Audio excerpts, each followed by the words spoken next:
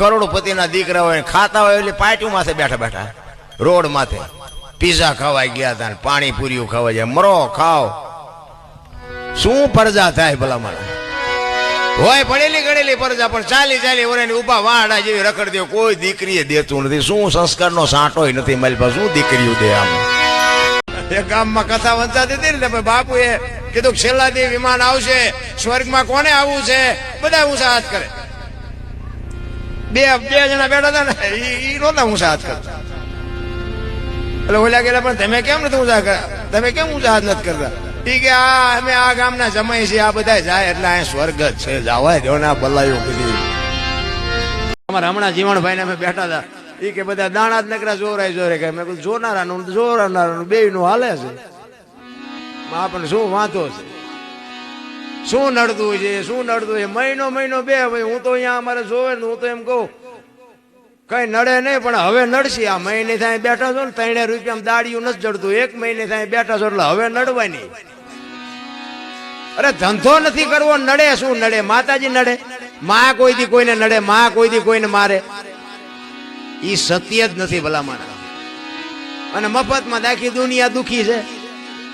કોઈ કહે છે બાપુ આખી દુનિયામાં જાવ બધા અમારે આ નથી, અમારે આ નથી, અમારે આ નથી. કોઈએ ન કીધું ભગવાનને મેળવવા માટે શું કરવું, ભજનને મેળવવા માટે શું કરવું, કોઈ કહેતું જ નથી. ઈશ્વર ક્યાં છે? દાસી જીવન રોવે, જેઠીરામ રોવે, મીરા રોવે, નરસિંહ રોવે, મારા નાથ તે અમને માણા બનાવ્યા, તું અમને જો ભેટો ન કરી તો અમારો અવતાર અળેવ્યો જાય. આપણા ગઢ ભાઈ કાંઈ નહોતું, પણ તોય કોઈ દી એમ ન કીધું આ ભૂખ્યા રહી છે, મારે આપઘાત કર્યું છે, એમ કોઈ દી ન કીધું. ને ભૂખ્યા માણસ ચા સુધી રહી શકે? 2 દીના કડાકા થાય, 3 દીના કડાકા થાય, તો એને એમ ન કીધું કે આવી જિંદગી જીવાય, હારું મરી જવાય ને. અત્યારે મૂક્યાનો માર્ગ નથી, પણ જો એક સહેજ જેવી તેવી વાત કરો ને એટલે મારા દીકરા ધૂપકો મારી દે કપા ઓલા કેનાલમાં. સહન શક્તિ જેવું કાંઈ છે જ નહીં. અને હિન્દુસ્તાન આખું રખડી આવ્યો છું, ક્યાંય આપણું એક રાજ્ય જોયા વગરનું બાકી નથી. પણ મેં મારો દેહ નથી અપડાયો. કોઈ એમ કે દરબારે દારૂ પીધો તો પરમાટી ખાધી દીધી, 5 લાખની શરત મારીને આવજો, આપણી પાસે પુરવાર કરી દઈશું. જીવનનો સિદ્ધાંત જોઈ, મારું કુળ કયું, મારું ખાનદાન કયું, મારા મા બાપ કોણ, આનો પાવર નો હોય મરી જવાય. આ વજન છે ને એનો જ છે, ધરતીને વજન, આ ધરતી જે હલે છે ને વજન એનો જ લાગે છે. અત્યારે અમને બધાને કલાકાર કહે છે, અમને આ બધું જે કરે છે ને કલાકાર નો કહેવાય, આ બધા ભગત કહેવાય. કલાકાર તો આપડા ભેગો બેન આપણું કરી નાખે એને કલાકાર કહેવાય. આપણને એમ થાય કે આ આપણો છે અને 4.5-2 લાખનું બૂસ મારીને પીવો છે, ખબર ન પડે. કલાકાર તો એને કહેવાય.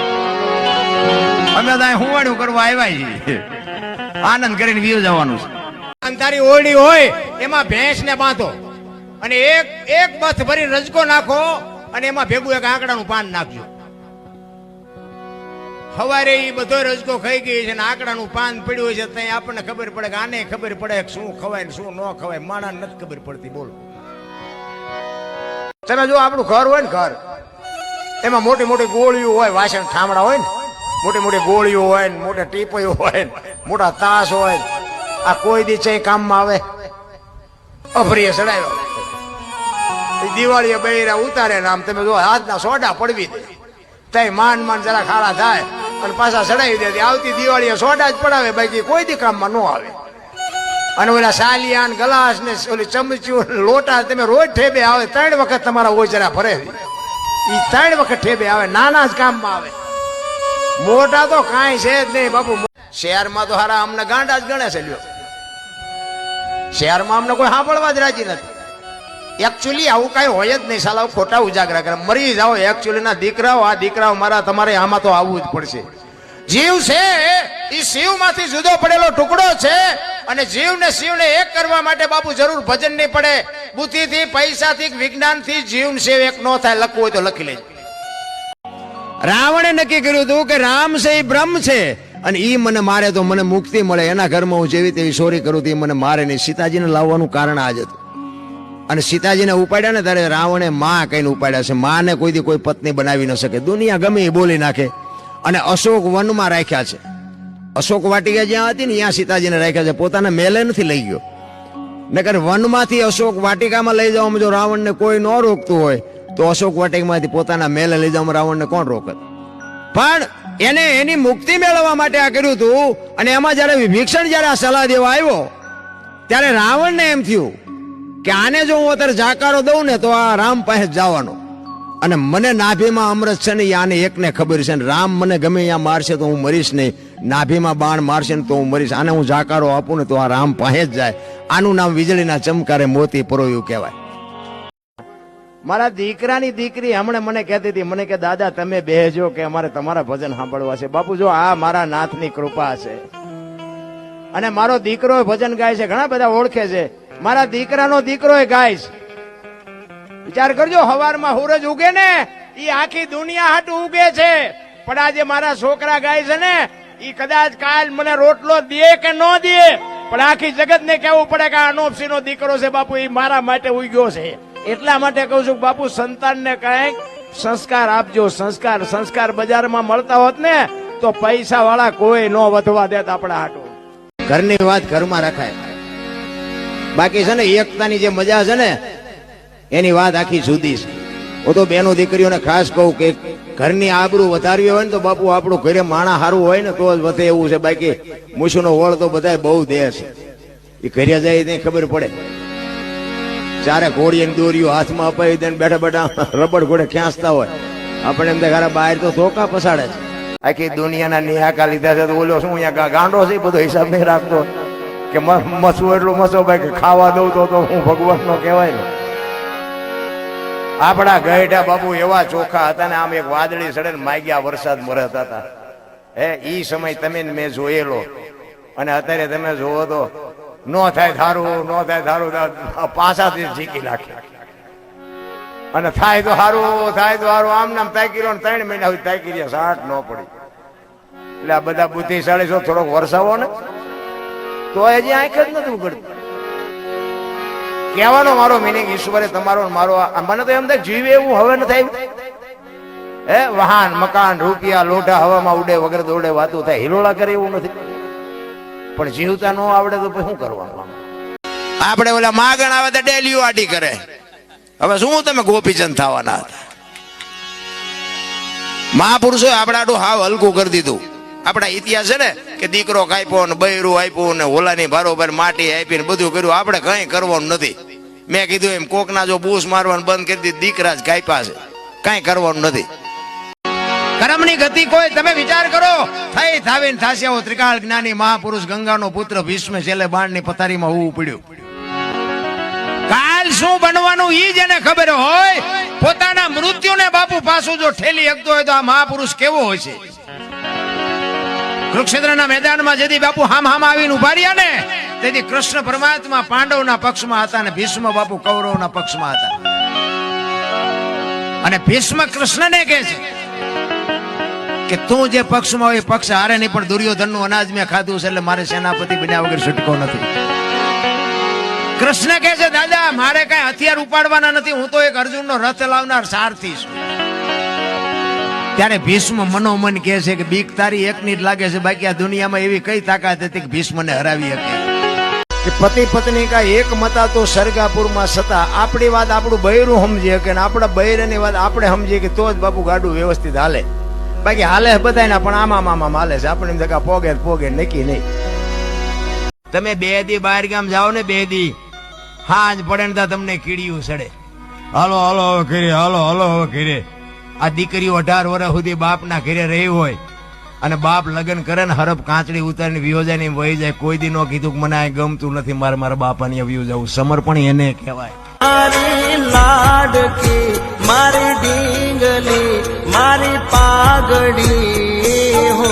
અમુક ને દીકરા નથી હોતા ને, ઈવડે કે હે ભગવાન એકાદો દીકરો દે, એકાદો દે છે. ઈવડે એમ કે છે કે નો દીધો હોતાના કરતા સારું હતું. આપણે એમ ખરું આ હાસું છે કે આ હાસું છે, એ કઈ નક્કી નથી થતું. એને ડોક્ટર ને કીધું કે કિડની મારા ભાઈને જરૂર છે ને, તો કે હા, તો કે મારી કિડની કાઢી અને મારા ભાઈને ફિટ કરી દો. એટલે ડોક્ટરે કીધું ભાઈ તમે દબાણથી કઈ કયો છો કે તમારી સહમતિથી?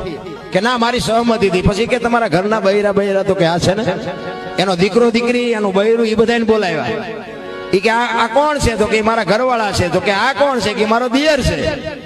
તો કે ઈ તમારા દિયરને કિડની ફેલ છે અને તમારા ઘરવાળા એમ કે છે કે કિડની હું આપું, તમને વાંધો નથી ને? ઈ કે વાંધો હું હોય ડોક્ટર સાહેબ, મેં કીધું છે મારા ધણીને કે મારા દિયરને કિડની કાઢી દો, નકર હું કાઢી દઉં.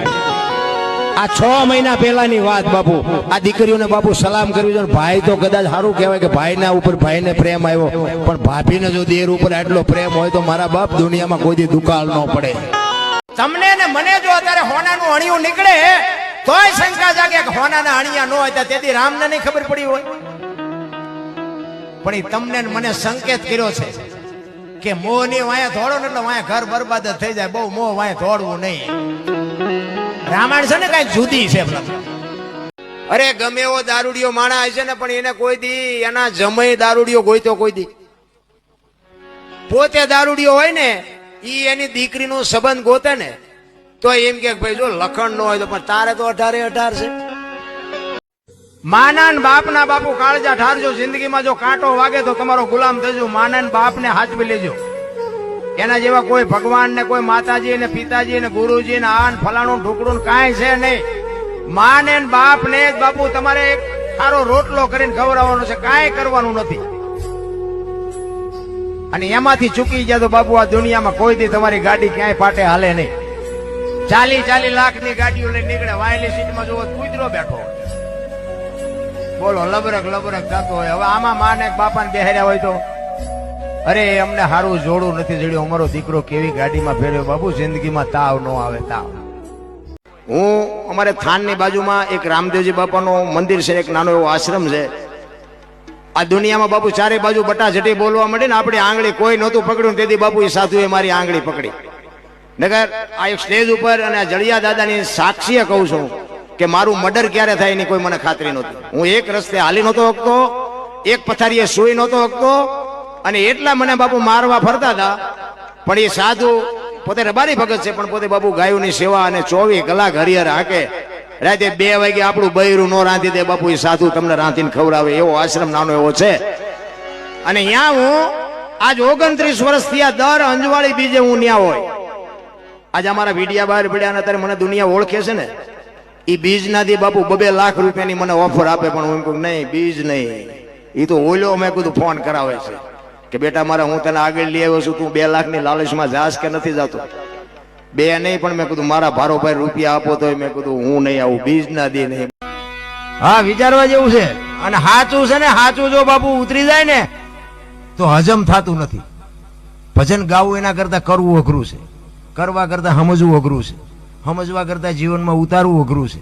અને જો જીવનમાં ઉતરી જાય ને તો જીરવવું બધા કરતા અઘરું છે. જો જીરવાઈ જાય ને આ અમને કદાચ 5 જણા અમારા વખાણ કર્યા હતા, એમ 1 ફૂટ ધરે હાલવી મેં કંઈક કર્યું. હવે તું મરી જવાનો. પંકજ છયા બ્લોગ મારી મામાની ચેનલ છે, તેને લાઈક કરો, શેર કરો, સબસ્ક્રાઇબ કરો, કોમેન્ટે કરજો. બધાને જય દ્વારકાધીશ.